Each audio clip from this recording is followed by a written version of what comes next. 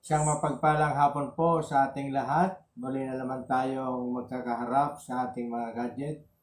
Nagkakatagpo po tayo sa pamamagitan po ng internet dahil po tayo ay nagba-Bible study online. Purihin po ang Panginoon.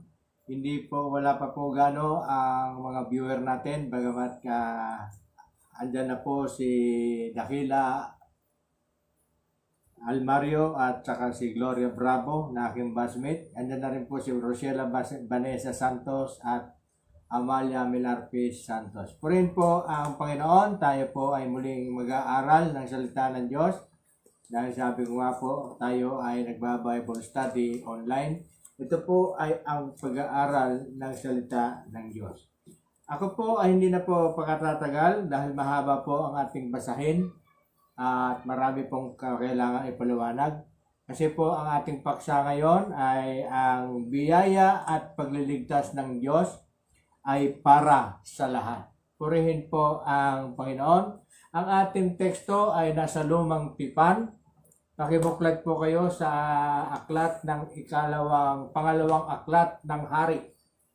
2 Kings chapter 5 beginning 1 to 27. Buong chapter 5 po yung ating pong babasahin. Kaya sabi ko po, hindi na po tayo ganong magpapaligoy-ligoy pa ng pagsalita kapag napakahaba po ng ating babasahin. Purihin po ang Panginoon doon po sa mga may Bible. Pakibukas po sa Lumang Tipan, pangalawang Hari, chapter 5, verse 1 to 27. At doon po sa wala, sumunod na lamang po kayo.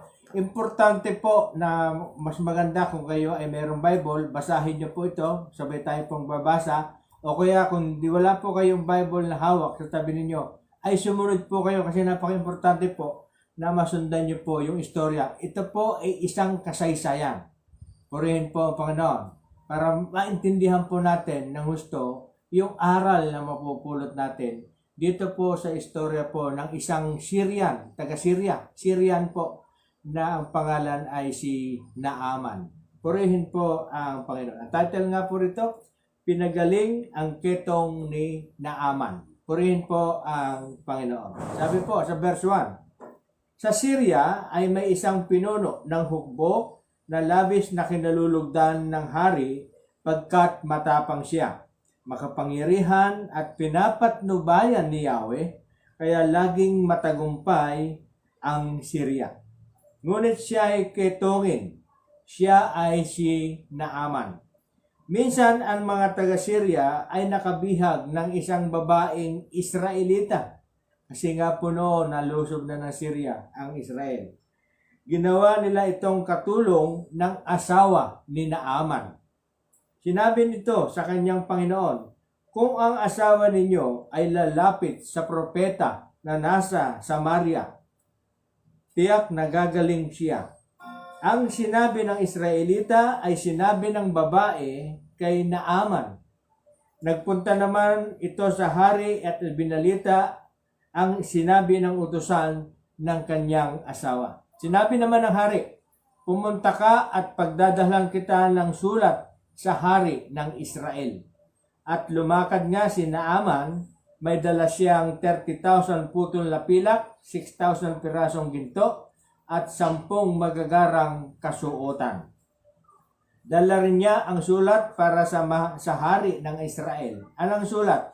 Sabi po ng sulat, mahal na Haring Horam, ang may dala nito ay si Naaman na aking lingkod.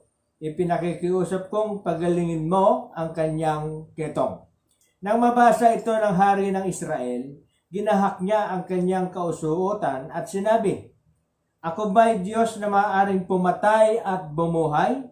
Bakit sa akin niya pinapunta ang taong ito para pagalingin sa kanyang sakit?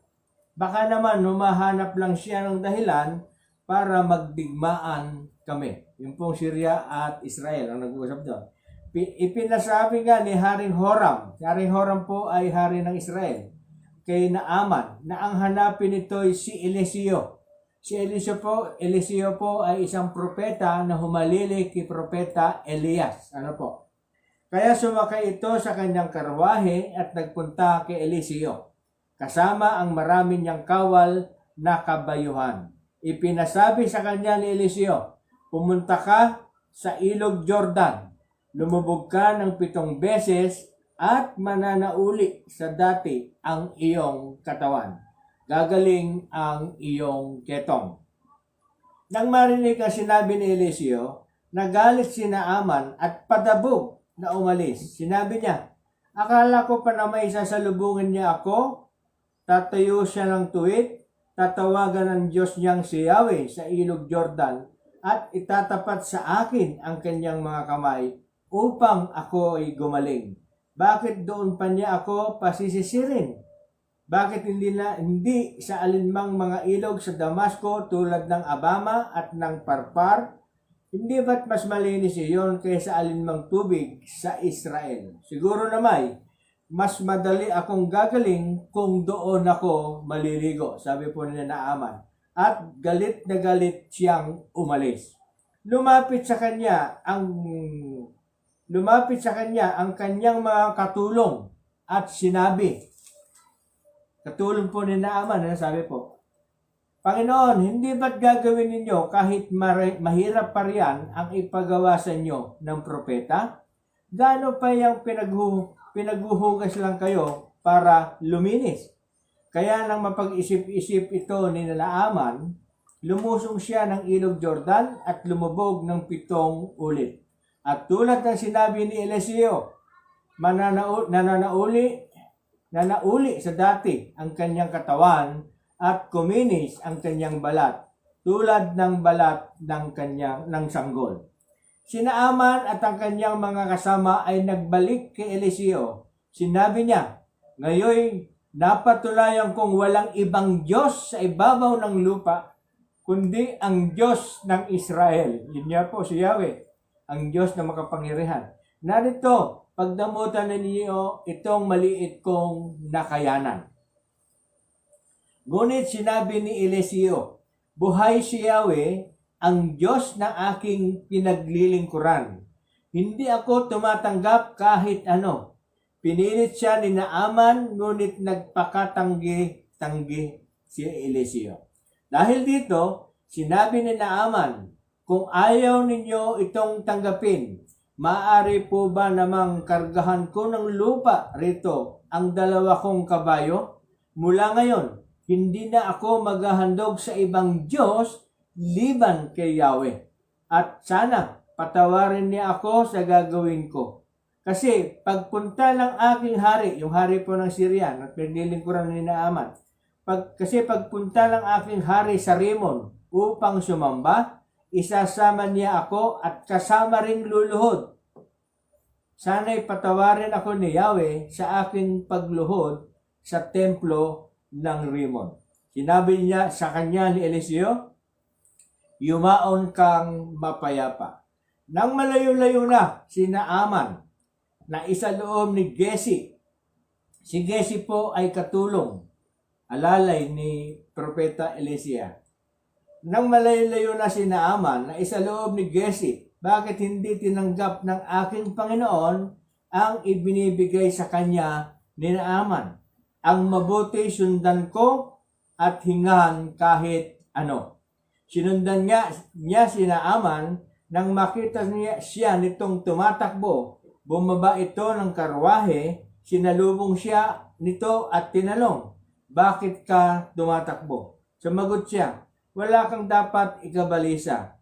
Pinasunod lang ako ng aking Panginoon para sabihin, may dumating na 2 mahirap na propeta mula sa Ephraim. Kung maaari raw ay bigyan mo ng 3,000 pirasong pilak at 2 bihisan. Sinabi naman ni Naaman, gagawin ko ng 6,000 piraso na ang ibibigay ko sa iyo at pilit niyang ibinigay ang 6,000 pirasong pilak. Isinilit ito sa 2 supot kasama ng 2 bihisan at ipinapasan sa 2 niyang tauhan. At ang mga ito'y naunang lumakad kay Gesi. Pagdating sa burol, kinuha niya sa 2 ang mga dala nito at pinabalik na kay Naaman. at itinago niya sa bahay ang mga supot at bihisan. Pagkatapos, bumalik siya sa kanyang Panginoong si Eliseo. Tinanong siya nito, saan ka nga galing, Gesi? Sinabi ni hindi po ako umalis, sagot niya.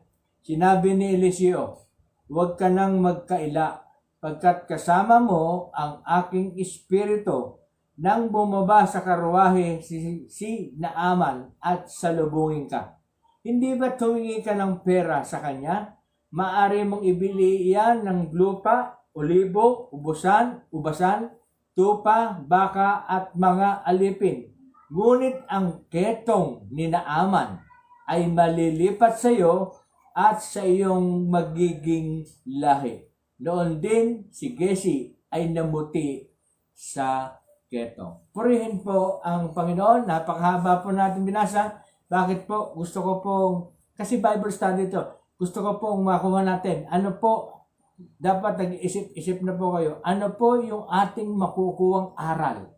Doon po sa ating nabasa. Doon po sa isang kasaysayan na tungkol sa isang Syria na si Naaman. Ano po? Purihin po ang Panginoon. Tayo po ay manalangin. Banal at dakilang Diyos na makapangyarihan sa lahat. Muli, Panginoon, itinataas namin sa iyo ang iyong salita. Samahan mo kami ng iyong Santo Espiritu upang kami nga po, Panginoon, ay matuto at magkaroon ng magandang aral na mapupulot sa aming natunghayan. Nawa, Panginoon, samahan mo kami. Ganon din pagpapalat, pag-iingat po sa lahat po ng tumutunghay at tutunghay pa at magbibiolater ng aming gawain ito. Ganon din po ang Milarpis family sa pangunguna po ni Nanay Belia, Pangilinan Milarpis at ang kanyang mga anak, mga apo at mga manugang, ganon din po ng kanilang mga kaanak. Lord, itinataas ko nga po sa iyo ang iyong salita na aming pag-aaral. Hawakan mo po ang aming mga puso at isipan. Nawa ang lahat ng aming mapupulot sa aral na ito na napakaganda ay tumimo sa pinakamatabang parte ng aming mga puso at isipan. Sa Lord, muli tinataas namin sa iyo ang papurit pa sa salamat at kaluwalhatian magpakailanman. Ito po ang sama namin dalangin sa matamis na pangalan ng aming Panginoong Jesucristo. Amen. Amen. Hallelujah. Yun nga po ang sabi ko, ano po ang nakikita natin? Kaya nga po sabi ko, gagamit po tayo ng 5 W's and 1 H. Ano po? Ano po pag sinabi pong what, yun po ay ang paksa. Ano po ang what? Ang paksa. Biyaya at pagliligtas ng Diyos ay para sa lahat. What? Ano po? Ang who, ang pinag-uusapan dito, yung buhay po ni Naaman na isang Syrian na hindi taga-Israel. Ano po? Where? Doon po, ito po yung nangyari sa Israel na kung nasaan, kung tutusin ang nasa ano po yun nasa Judah, malapit sa Jerusalem, kasi nandun po yung Ilog Jordan. At ganun din po ang who, sino po yung mga katauhan. Makikita po natin maraming tauhan doon. Si Gesi, yung hari ng Israel, hari ng Syria, at mga kaibigan. Ano po ang mga pinag-uusapan dito? Ang tanong, ang pag-uusapan na naman natin, paano yung 1H, paano makukuha o paano yung biyaya at pagliligtas ng Diyos? Paano nangyari ito? Ay, yung pala ay para sa lahat. Purihin po ang Panginoon. Nasagot na natin yung mga tanong. At number 1 po, sabi po, hahatiin po natin sa 3 parte yung ating binasa. Kasi po, sinabi po ang ating teksto, 2 Kings, pangalawang hari, chapter 5, verse 1 to 27. Hahatiin po natin sa 3 parte, from verse 1 to 14, yung po isang parte, unang parte, verse 15 to 19, second part, 20 to 27, the third part ng ating pag-uusapan. Purihin po ang Panginoon. Number 1, ang first part po ay yung ganap na pangangalaga ng Diyos. Pansinin niyo po, isang Syrian, hindi isang, kasi po, pag mababasa tayo ng Bible, ang focus, ang mababasa po natin, ang focus ng Diyos sa biyaya ay nakatutok lamang sa Israel. Ano po? Kung mababasa po tayo ng Lumang Tipan, ano po? Sila po yung hinango sa Ehipto. Alam po, yung po yung lahi na yon na nanggaling po kay Abraham. Alam po, yung po, yung nakatutok tayo doon. Pero, why? Ang papansinin po natin, doon sa verse 1, paano nagtatagumpay si Naaman na hindi naman taga-Israel? Why? Kasi po, sabi po, sa Syria ay may isang pinuno ng hukbo na labis na kinalulugdan ng hari pagkat matapang siya, makapangyarihan at pinapatnubayan ni Yahweh. Kaya po siya pinapatnubayan ni Yahweh ay dahil meron po siyang pananalig sa Diyos na lumikha. Bagamat siya ay isang Syrian, ngunit alam yung puso niya at sa kanyang isipan, yung kanyang paniniwala sa Diyos na makapangyarihan, na may gawa ng langit at lupa, na tinatawag nating Yahweh sa Bible. Siya po yung kanyang sinasampalatayanan ni Naaman. Kaya nga, number 11 A po, pinapatnubayan ng Diyos dahil sa kanyang pananalig. Sabi po, sa awit 31:23, mahalin si Yahweh ng mga hinirang ng lahat ng tapat na mga nilalang. Yan po. Ang tapat sa kanya ay iniingatan, ngunit ang palaloy pinarurusahan. Kaya nga po, nagtatagumpay at malakas at matipuno si Naaman, bagamat siya ay may ketong, ay dahil nga siya ay pinapatnubayan ng Diyos. Yung po, yung sabi po sa verse 1. Kaya nga sabi po, sa verse 5 po, sasabihin, number 2, letter B, ay siya po ay sinusuportahan. Sino po ba yung mga sumuporta kina Naaman? Yung una po, yung babaeng nabihag na Israelita na naging alila o naging alipin ng kanyang asawa. Na asawa po, nakabihag po silang Israelita doon eh. At di ba na-survey natin? Nakabihag po sila ng isang babaeng Israelita at ginawa nilang katulong ng asawa ni Naaman. Yung po ang nagsabi, yung po nagsabi na merong tao o propeta sa Samaria. Ang Samaria at Judah ay magka-counterpart. Andun po si Eliseo, yung propeta. Kung di sa pamamagitan ng babaeng ito, wala po silang magagawa. Hindi nila mababalitaan yung tungkol kay Eliseo. Di po ba? Tingnan po yung mga consequences na mangyayari. Si Naaman, dahil nga nagtitiwala sa Diyos, maraming sumuporta sa kanya. At isa na nga po yung babaeng Israelita na nagsabi, gagaling ka. Meron tayong ganun eh. Meron tayong sa buhay natin, meron tayong ganun na nasasabi natin yung, oy, maganda dyan yung dahon ng guyabano. Pag ikaw ay may diabetes. Kanina po, may nakuha akong diabetes. Pinutol ng mga sanga ng guyabano. Hiningi ko po sa nagputol. Pagdating ko po rito, lahat ng mga may diabetes, may mga diabetes, kumuha, ay, magaling po ba yan, Brother Mel? Sabi po sa akin, po, subukan nyo. Ilaga nyo po. Babalik yung maaalwan yung inyong diabetes. Po? Kasi po, number 1 po yung guyabano. Po. Di po ba? Meron gano'n eh. Number 2, yung hari ng Syria. Po? Bagamat si Naaman ay pinakapuno, si Syria ay may isang pinuno ng hukbo. Si Naaman ay pinuno ng hukbo. Nung malaman ng hari, po, na siya ay magpapagamot dahil doon sa sinabi ng Israelita, po, sinaportahan siya. Gumawa siya ng sulat. Ginawa niya, para hindi siya ma-intercept o kaya dahil din. Di ba, magtatawid tawid na location eh. Parang dito, parang pag wala kang health certificate, hindi ka makakatawid sa kabilang bayan eh. Gumawa yung hari ng Syria para sa hari ng Israel na si Rimmon. Po? Ang sabi po, yun po yung hari. Si Haring Rimmon. Po? Ng Israel. Kaya nga, tingnan po yung dinulot ng pagtitiwala at pagkilala ni Naaman kaysa Diyos na makapangyarihan. Ang dami, suporta. Pangalawang suporta, yung hari. Pangatlong suporta, yung hari ng Israel.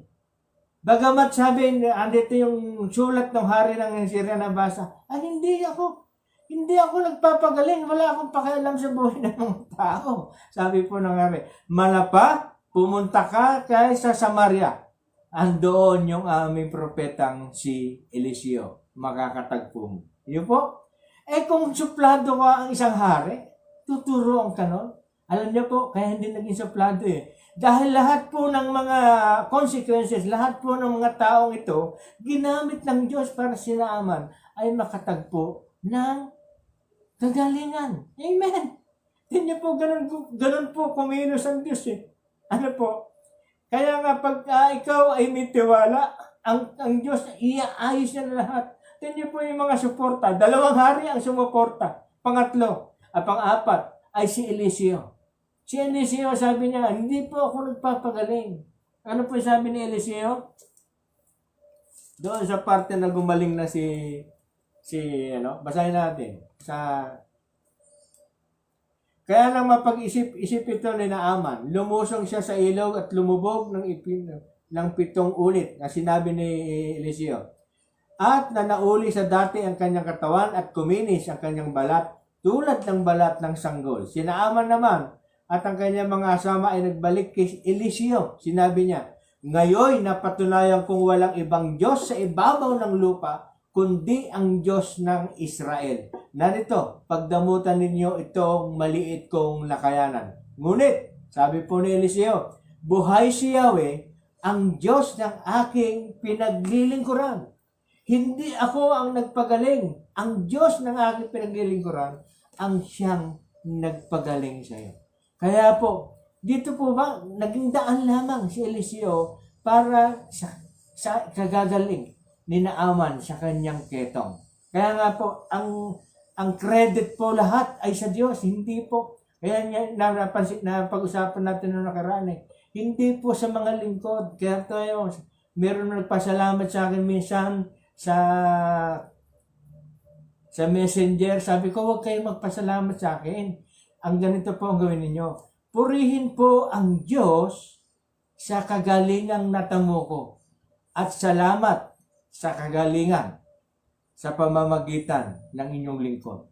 Salamat sa buhay namin na naging sa pamamagitan. Ano po, naging daan. Sa Diyos tayo magpapasalamat. Sa Diyos tayo magpupuri. Kaya nga, tingnan po, yung isang example na ginawa ni Eliseo, hindi niya inangkin yung credit na siya ang nagpapagaling. Sa Diyos, ang sabi niya, buhay si Yahweh, ang Diyos na aking pinaglilingkuran. Amen. Amen. Siya po yung nagpagaling. Number 5, ang payo ng kanyang mga katulong. Isa pa yun. Ayaw na. Nung inutusan ni Eliseo, si Naaman na lumusong ng 7 beses sa ilog Jordan, nagalit Nagalit siya, hindi po ba sa istorya na nabasa natin? Nagalit siya at padabog na umalis. Pero nung sila'y umalis, ano po yung sulsul ng kanyang mga katulong? May parte po yung katulong ni Naaman dun Ano po sabi? Hindi ba't gagawin ninyo kahit mahirap pa riyan ang ipagawa sa inyo ng propeta? Tinyo po? Ganun, yung mga advice, ano po, sa ating mga pangyayari sa buhay natin. Meron tayong mga kaibigan.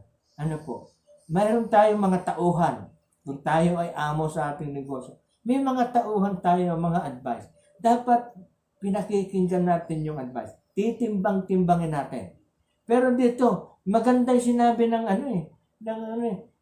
kung talagang gusto mong gumaling, hindi ba gagawin ninyo kahit mahirap pa riyan? Samantalang ang utos lang ni Eliseo, lumusong ka lang sa ilog Jordan. Kasi nga po, yung ilog Jordan, ay dito po sa istorya na ito, ma-analyze natin. Dito po sa ilog Jordan, nagbautismo si Juan Bautista. Dito po sa ilog Jordan, nabautismohan ang ating Panginoong Jesucristo. Nung siya po ay bumaba, siya po ay lumusong sa tubig sa ilog Jordan at babautismohan, bumaba po ang Santo Espiritu.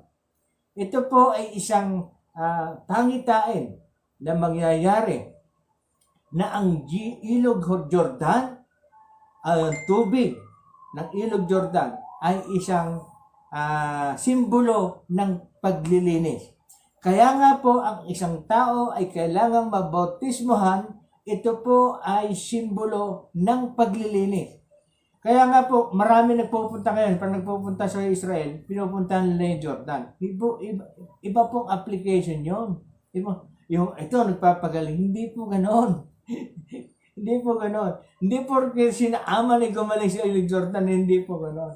Meron pong tawag dito, meron pong basbas ng Panginoon, yung ikagagaling mo. Kaya ang tao mali ang interpretasyon eh. Kaya nga po doon sa pinalusong ni Eliseo, kasi nga po ito po ay sinisimbolo na pagdating ng panahon, sa panahon ng ating Panginoong Hesukristo, ito po ay mangyayari sapagkat ang Panginoong Hesukristo ay mababautismohan sa ilog Jordan. At yung pong simbolo na yon, yung pong ipinakita ng ating Panginoong Hesukristo na yon, ibig sabihin po noon, kailangan na ang tao ay mabautismohan sapagkat ang bautismo ay paglilinis sa isang tao. You see? Ito po ay isang pangitain. Kaya nga po, hindi po porque sinaaman ay gumaling sa ilog Jordan, yung ilog Jordan na nagpapagaling, mali na naman ang takbo ng tao dun eh. Ginamit ng, di ba pinag-uusapan natin, di ba? Hindi nga inangkin ni Eliseo yung kagalingan na ni Naaman eh. Aangkinin pa ng ilog Jordan yung kagalingan ni Naaman. Hindi. Di ba sinabi ni Eliseo, ang Diyos ang nagpapagaling. Amen! Mali ang interpretation. Kaya dapat magbabasa-basa tayo. Hindi pag sinabi, oy, naggumaling si Naaman sa ilog Jordan. Pupunta lahat ng tao sa ilog Jordan. Hindi. Ang Diyos po ang magpapagaling. Lumapit po tayo sa Diyos. Amen? Hallelujah. Hallelujah. Number 2 po. Nakita na po natin yung sa verse 1 to 14. Yun po yung kaganapan. Number 2 po. Yung nakapagliligtas, nakapangyarihan at biyaya. Verse 15 and 19. Ang sabi po sa 15, si Naaman at ang kanyang mga kasama ay nagbalik kay Eliseo. Sinabi niya, ngayon napatunayan kong walang ibang Diyos sa ibabaw ng lupa, kundi ang Diyos ng Israel. Ito po ang nakapagliligtas, nakapangyarihan at biyaya. Ano po yung mga nakapagliligtas at kapangyarihan, nakapagliligtas, nakapangyarihan at biyaya. Ano po yung mga nangyari? Kinaaman, gumaling. Kagalingan ay natamo. Number 2, walang ibang Diyos sa ibabaw ng lupa kundi si Yahweh. Totoo po yun. Kaya nga po sinabi ko yung tao na porque lumusong si doon sa ilog Jordan na nagpapagaling. Maling interpretasyon po yun. Number 3, yung pagtalikod sa ibang Diyos. Ano po yun bakit po rito? Yung pagtalikod. Ano po sabi ni Naaman? Kung ayaw niyong tanggapin yung aking ibinibigay na pabuya dahil sa aking kagalingan, pwede po ba humingi ng paumanhin o humingi ng permission ninyo? Kukuha lamang po ako ng lupa sa lugar na ito at sasakay ko sa aking kabayo para pag isinama ako ng mahal na hari ng Syria dahil luluhod kami sa Diyos-Diyosan ng Syria. Ano po? Ay gagawin niya po yung lupa na yun, ilalagay niya ron at doon siya luluhod para hindi po sa direktang luluhod. At patawarin ako ni Yahweh kung ako man ay luluhod. Ano po sabi ni doon? Mula ngayon, hindi na ako maghahandog sa ibang Diyos liban kay Yahweh. Yun po ang sabi ni Naaman. Isa pong napakagandang example. Nakaranas po tayo ng isang kagalingan dahil sa pananalangin natin para sa Panginoon, tapos magpapasalamat o tapos babalik tayo doon sa ating kinamulatan o maling pag-aalaga ng ating kalusugan. Babalik tayo doon sa maling mga aspeto ng ating buhay. Ano po? Yun ay pagtalikod sa Diyos. Kaya nga po, sabi pinag-uusapan po natin dito, ang pagtalikod sa ibang Diyos. Kaya kailangan magkaroon po tayo ng turnaround, magpasalamat tayo sa tunay na Diyos na dakila ang manggagamot. Yun po yung ating Panginoong Jesucristo. Purihin po ang Panginoon. Inyo po, sabi niya, resolution ni Naaman na siya po ay hindi na sasamba sa ibang Diyos. Ano po? Kasi po sa isang ikaw na isipin po natin. Sa kalagayan ni Naaman, siya po ay taga-Syria. Ang Diyos ng Syria ay hindi si Yahweh. Ang hari nila sumasamba sa Diyos-Diyosan, hindi kay Yahweh. Paano? Paano mo maipapakita ngayon? O paano mo gagawin ngayon na yung pagtalikod mo sa Diyos, Diyos-Diyosan, at sa Diyos ay iyon ang ginawa niyang kaparaanan. Yung kumuha siya ng lupa para hindi siya direktang sa lupa ng Syria luluhod. Nakita niyo po yung pamamaraan.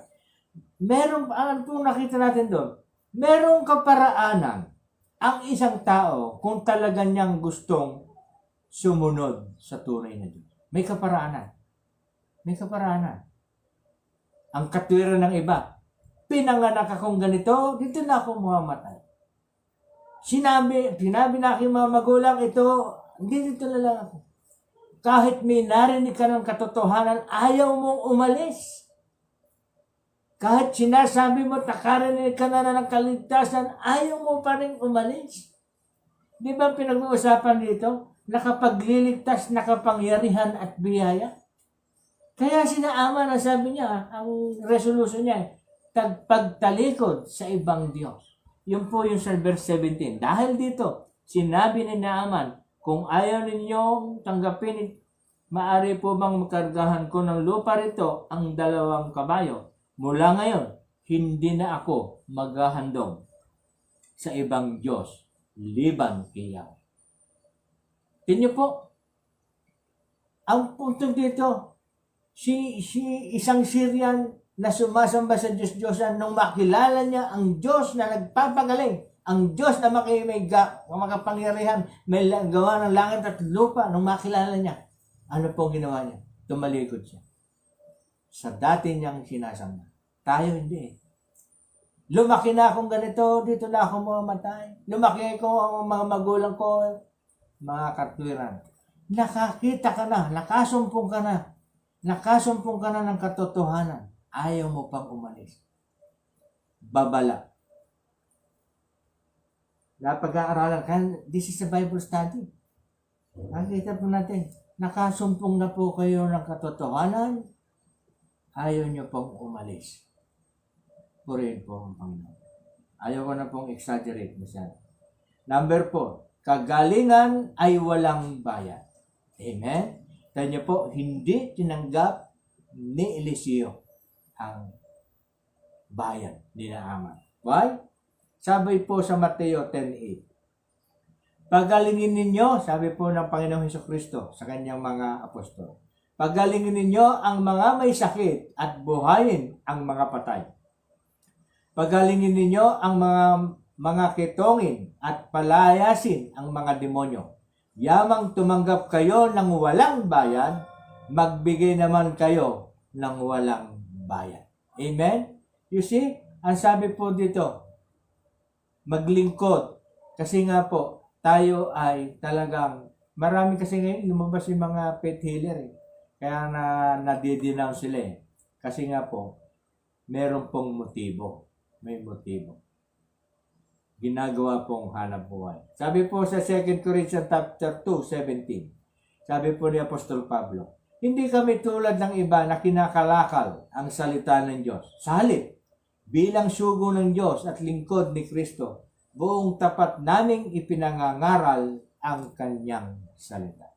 Tingnan po si Pablo, ayaw na tumanggap. Si Pablo talagang hindi siya garong tumatanggap sa mga iglesia. Bagamat may mga suportang gagaling sa mga iglesia. Ano pong ginagawa ni Pablo? Ibinibigay niyo doon po sa mga iglesia na kinakapos sa pangangailangan.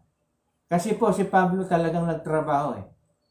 Nagtrabaho po siya. May business po si Apostol Pablo. Siya po ay tent dealer. Kasi po mga bahay-bahay noon, puro tent. Yun po ang hanap buhay ni Pablo. Hindi po, nagmi-ministeryo po siya. pero hindi siya. Pag meron nagbibigay, ibinibigay niya sa mga iglesyang nangangailangan. You see?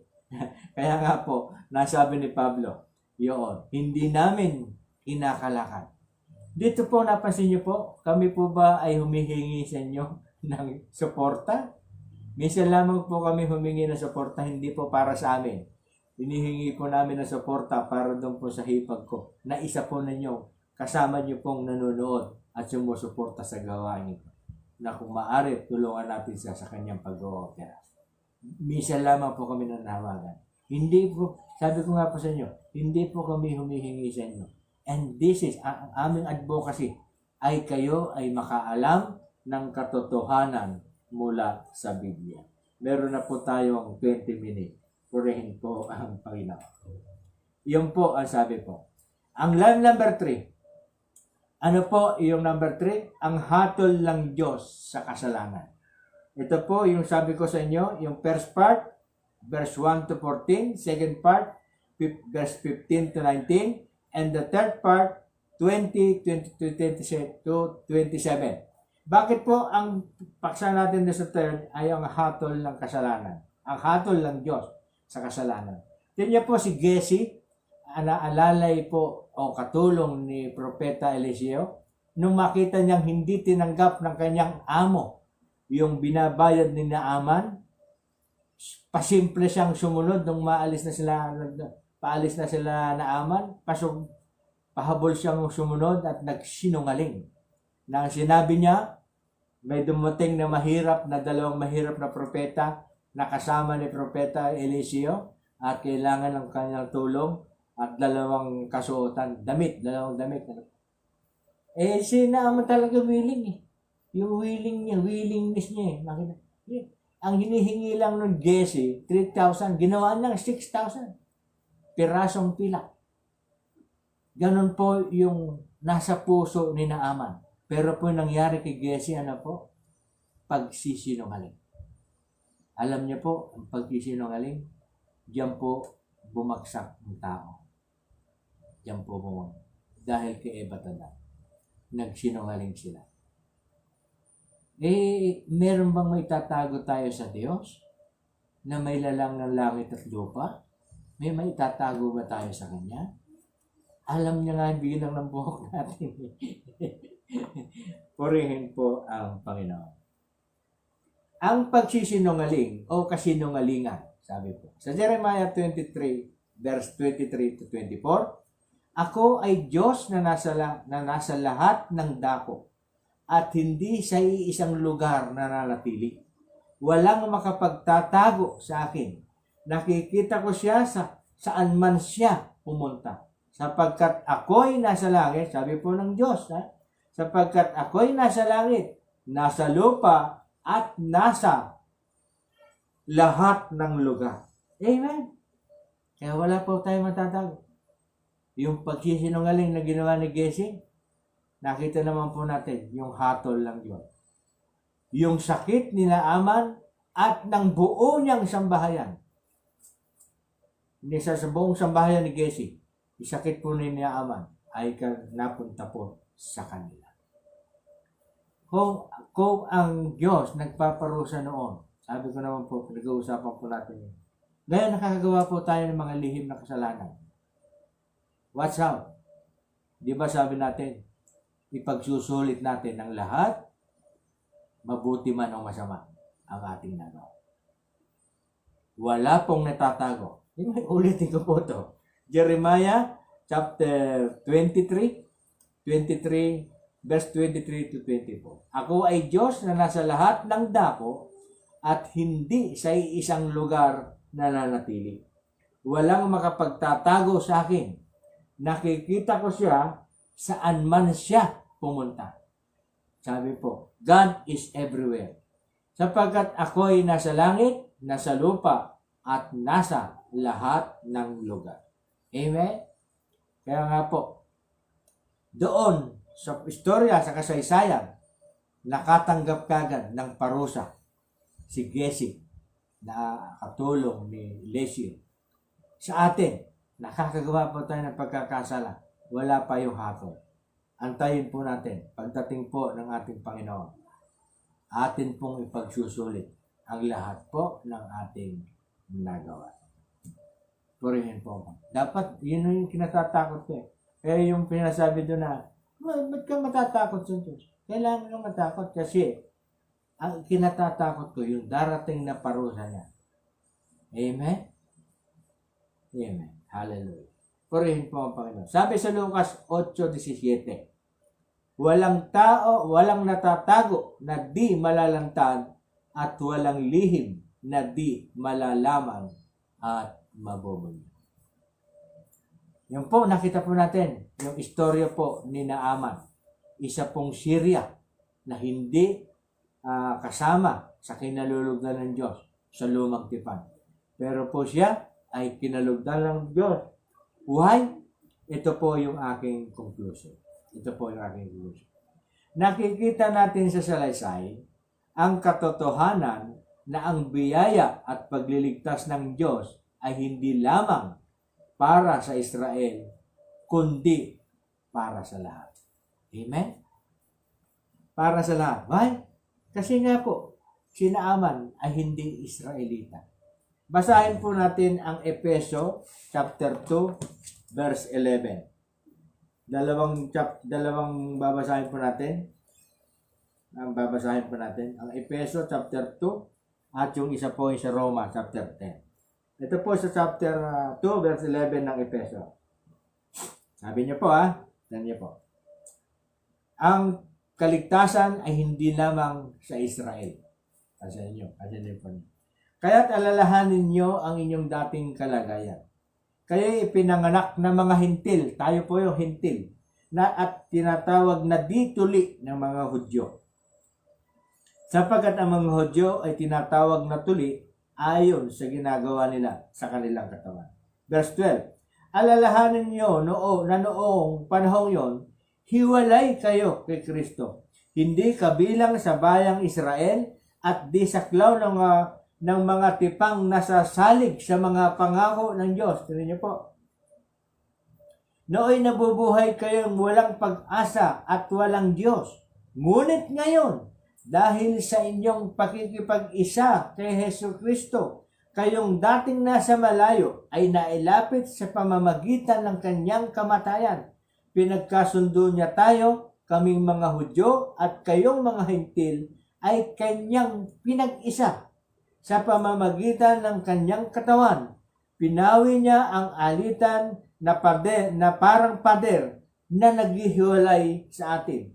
Pinawalang bisa niya ang kautusang pawang mga utos at tungtunin upang pag-isahin sa kanya ang dalawang bayan at maghari ang kapayapaan. Sa pamamagitan ng kanyang kamatayan sa krus, winakasan niya ang alitan ng dalawang bayan, kapwa pinapanumbalik sa Diyos at pinagbuklod sa iisang katawan. Purihin po ang Panginoon. Sabi niyo po, tingnan niyo po, pinawalang bisa niya ang kautusan na pawang mga utos at tungtunin. Di ba napag-usapan natin? Hindi po tayo sa kautusan maliligtas, kundi sa biyaya ng ating Panginoong Jesucristo. Yung lahat po ng sasampalataya ay magiging kaisa doon po sa mga God's people na tinatawag. Yun po ay mga Israel. Ang sabi po sa Roma chapter 10, nabasahin din po natin at ito na po tayo magwawakas. Roma chapter 10 verse 11 to 13. Ang sabi po, sinasabi ng kasulatan, hindi mabibigo ang sinumang nananalig sa Kanya. Sa Panginoon, sabi po rito walang pagkakaiba ang katayuan ng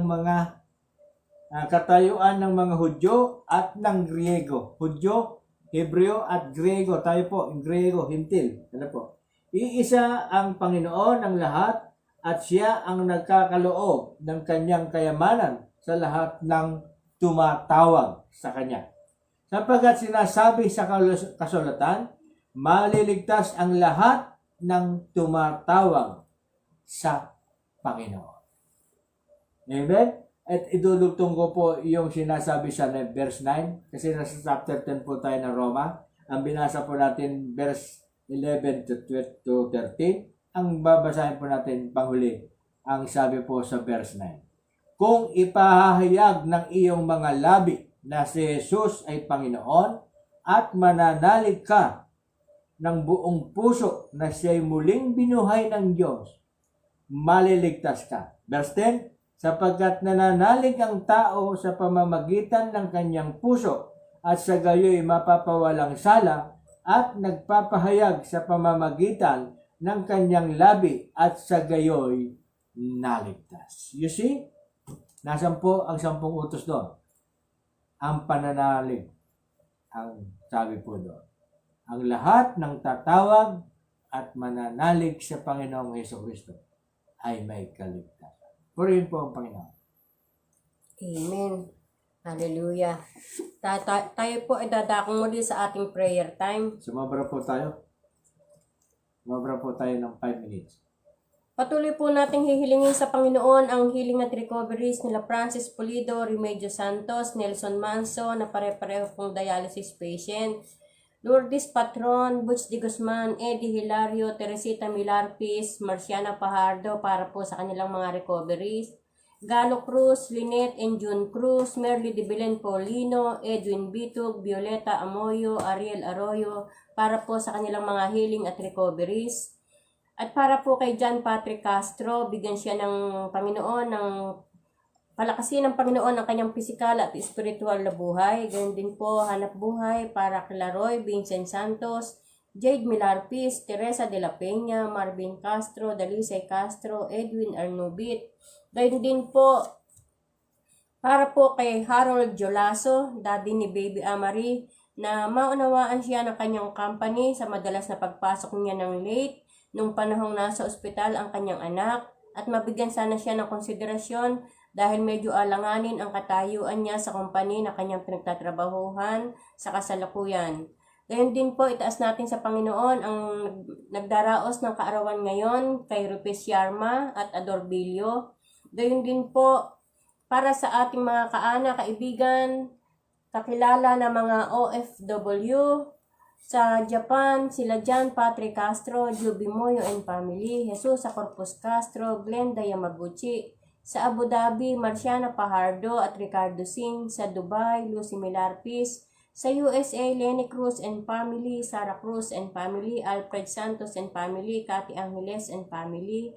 Sa Hong Kong, Glenda Pagaduan Gomez. Sa Norway, Eser Hipolito. Sa Jeddah, Marvin Pangilinan. Sa Australia, Jane Baniked and family, Ami Basco and family. Sa Middle East, kay Ed Cabrera, Lynn Maglakebuts Gonzales. Sa Canada, Eddie Lario and family.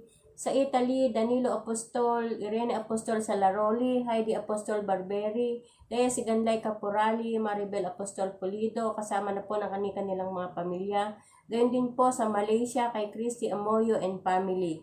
Gayun din po sa mga naka-join sa atin sa mga sandaling ito, para sa mga concerns nila Rosiela Vanessa Santos, Amalia Milarpis Santos, Jocelyn Milarpis, Teresita Milarpis, Alfred Santos, Gloria Bravo, Dakila Almario, Christy Amoyo, Dalia de la Cruz. Gayun din po sa lahat ng mga tumutunghay at tutunghay pa sa ating BS Online at sa mga tumutunghay po sa shares ng ating gawain, sa shares po ni Christy Amoyo. Purihin po ang Panginoon. Tayo po ay nadako sa ating panalangin. Magkaisa po tayong manalangin para po sa ating mga concern na lagi po nating binababasa at lagi po nating itinataas ito sa Panginoon. Tayo po ay hindi po nananawa, nahingan po ng kagalingan yung mga may karamdaman. Ganun din po yung may mga kahilingan na hanap buhay. Hindi po tayo titigil hanggat sila po ay hindi makatagpo ng kanilang mga kahilingan. Tayo po ay manalangin. Banal at dakilang Diyos na makapangyarihan sa lahat. Muli nga po, Panginoon, na kami ay nagpupurit, nagpapasalamat sa iyong dakilang pangalan. Hayaan niyo, Panginoon, na humingi kami ng tawad sa lahat po ng aming nagawa, nasambit, nasa isip na hindi ayon sa iyong kalooban. Lord, gawin mo pong karapat-dapat yung aming panalangin. Kaya nga po, Panginoon, yung aming kakahilingan ay iyong katagpuin. Sa ito nga po, Panginoon, ay isang pribilehyo para sa amin na kami nga po, Panginoon, ay muling makalapit sa iyo. Kaya nga po, ang kalinisan, ang karumihan namin, ay linisin mo ang aming mga puso at isipan. Gawin mong karapat-dapat, Panginoon, ang lahat ng aming babanggitin at kahilingan na iyong aabutin para sa mga kahilingan ng kagalingan, para po kay Francis Pulido, kay Nelson Manso, kay Remedios Santos, kay Merly de Belen Paulino, kay Violeta Amoyo at Ariel Arroyo na humihiling po ng kagalingan. Ay patuloy nga po, Panginoon, at tinataas ko po sila sa iyo. Ikaw po, Panginoon, ang dakilang manggagamot kung paano nga po, Panginoon, natunghayan namin. Natuloy na nga po na ikaw lamang at walang ibang Diyos na mga pagpapagaling. Kapag tunay nga po, Panginoon, sa istorya na namin na natunghayan, yung tungkol po sa pagpapagaling para kay sakitong ni Naaman. Tunay nga po, Panginoon, na natagpuan niya ang kagalingan dahil sa ikaw ang Diyos na siyang pinagmula ng kagalingan, Panginoon. Gumamit ka, Panginoon, ng mga tao upang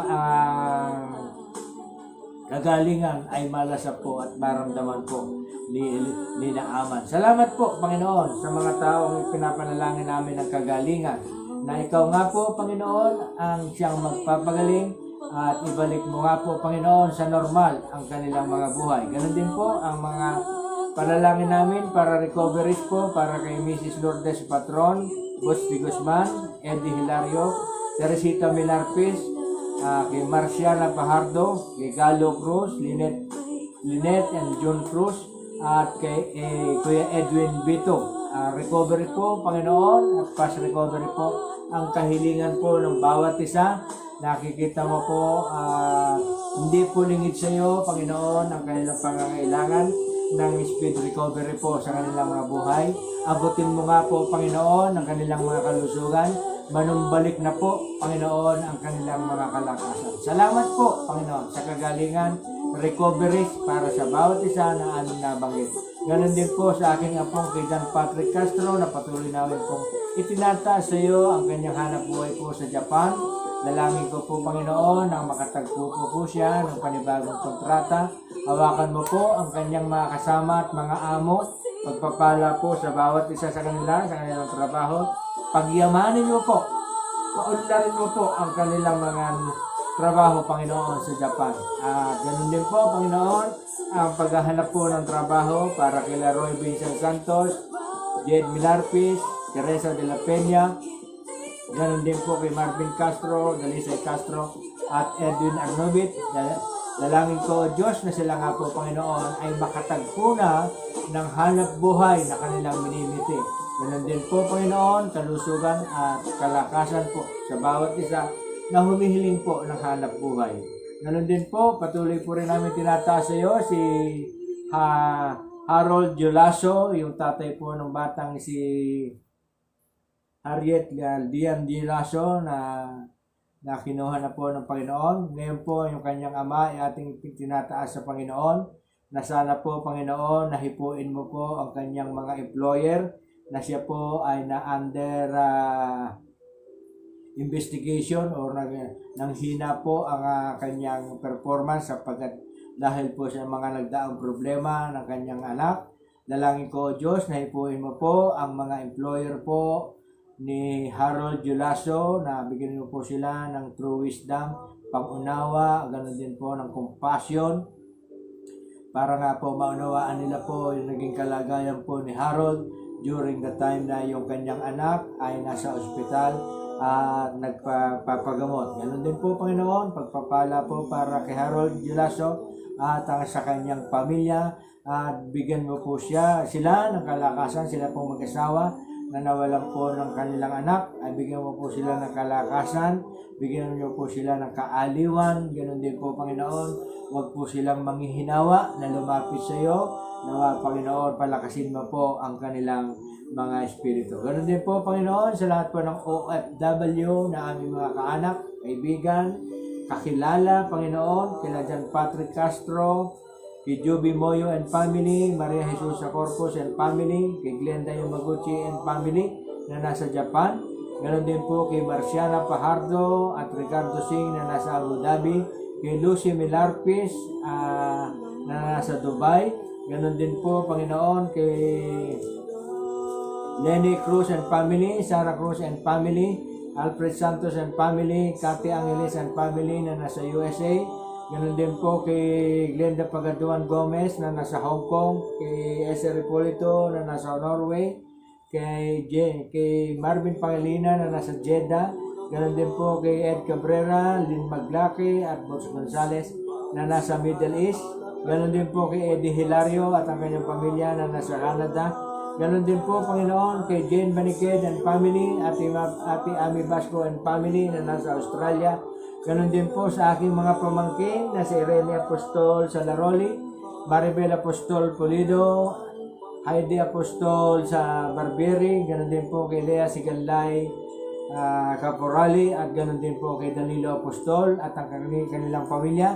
Dalangin ko po, Panginoon, sa lahat po ng nabanggit ko naming na OFW, na ikaw nga po, Panginoon, ang siyang patuloy na magpapala sa buhay nila, pagpapala po sa kanilang mga trabaho, pagpapala po sa kanilang mga kalusugan, pagpapala po sa kanilang pamilya, ganon din po, pagpapala po, kagalingan sa lahat po ng may mga karamdaman, ganon din po sa kanilang mga mahal sa buhay na nasa Pilipinas. Patuloy din po namin tinataas sa iyo at ganon din po kay Christy Amoyo and family na nasa Malaysia. Dalangin ko, O Diyos, ang patuloy mo pong pagsuporta, patuloy niyo pong pag-iingat, lalong-lalo na po, Panginoon, sa kanyang nanay na daraan po sa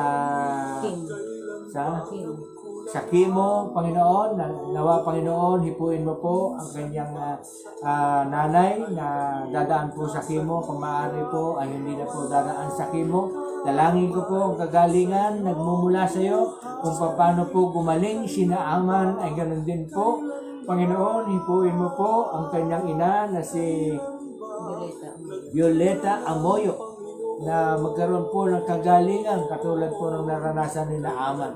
Lord, dalangin ko, O Diyos, na pagpalain mo din po si Christy Amoyo sa kanyang pag-share ng gawain namin at patuloy nga po, Panginoon, na mangusap ka sa kanyang katauhan. Ganon din po pagpapala at pag-iingat po sa kanya. Salamat din po at sa lahat po ng tumutunghay sa share po ni Christy Amoyo. Dalangin ko patuloy na iyong pagpapala at pag-iingat. Nawa, Panginoon, ay mabuksan ang bawat isa ng kanilang kaisipan na ang Diyos ang siyang nagpapagaling, na ang Diyos ang siyang nagpapala, ang Diyos na siyang nag-iingat, na ang Diyos na siyang sumusuporta at sa lahat nagbibigay po ng kaparaanan upang ang bawat isang nangangailangan na lalapit sa Diyos ay magkakaroon po ng kalutasan sa kanilang mga problema. Yes, Salamat po, Panginoon. At patuloy din po namin itinataw sa iyo si Rupes Sharma na nagdaraos po ng kanyang karawan.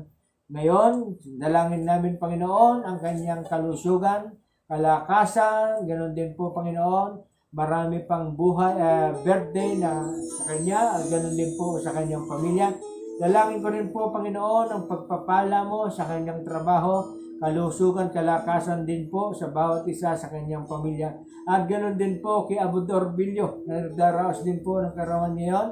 Dalangin ko, O Diyos, na iyong pagpapala at pag-iingat po sa kanyang buhay, sa kanyang trabaho, sa kanyang pamilya, kalakasan, kalusugan po ay para sumakanya, Panginoon. At dalangin ko po, Panginoon, na ilayo mo po siya sa disgrasya at ilayo niyo po sila sa COVID-19. Dalangin ko, O Diyos, ang iyong pagpapala. Ganon din po, Panginoon, sa lahat po ng nakatunghay ngayon sa araw na ito para po kay Rosela Vanessa Santos, Amalia Milarpis Santos, Teresita Milarpis, at Jocelyn Milarpis. Ganon din po kay Kuya Alfred Santos, kay Gloria Bravo, kay Dakila Almario, kay Christy Amoyo, kay Dalia de la Cruz, kay Milet Panganiban at Isabel Baldon. Dalangin ko, O Diyos, naabutin mo po ang kanilang mga concern, anuman po, Panginoon, ng mga naisin nila, kahilingan, Panginoon, kung ito man po, Panginoon, ay hanap buhay, kung ito man po, Panginoon, sa ikatataguyod ng kanilang mga pamilya, kung ito man po, Panginoon, sa isang negosyo, kung ito man po, Panginoon, ay sa iyong pagpapala mo, o kung ito man, Panginoon, sa kagalingan, sa lahat po ng mga concern nila, Panginoon, ay abutin mo nga po, Panginoon, ang kanilang mga kahilingan, lalo na, Panginoon, ang kanilang mga recoveries kung sa lahat po ng may mga karamdaman, lalo na po kay Teresita Milarpis. Dalangin ko, Diyos, na i-provide mo po ang kanilang mga pangangailangan, ganun din po pagpapala po at pag-iingat din po sa bawat pamilya ng narito. At ganun din po, patuloy po namin itinataas sa iyo ang lahat po ng aming mga kaibigan, kaanak, na patuloy pong sumusuporta sa aming gawain. Hindi ko na po isa-isahin.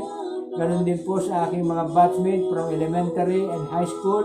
At ganun din po sa aking mga kapalingkod na nasa pamumuno kay Pastora Eileen Manumbas at kay Pastor Don de la Cruz at kay Pastor Efren Nicolas. Patuloy nga po, Panginoon, na sila po ay tinataas ko sa iyo. Pagpapala, pag-iingat, gabay at patnubay din po ay sumakanila. Ganon din po, Panginoon, ang iyong proteksyon laban po sa bagong variant ng COVID sa bawat isa. Ganon din po, Panginoon, pagpapalang material, pagpapalang spiritual ay sumakanila.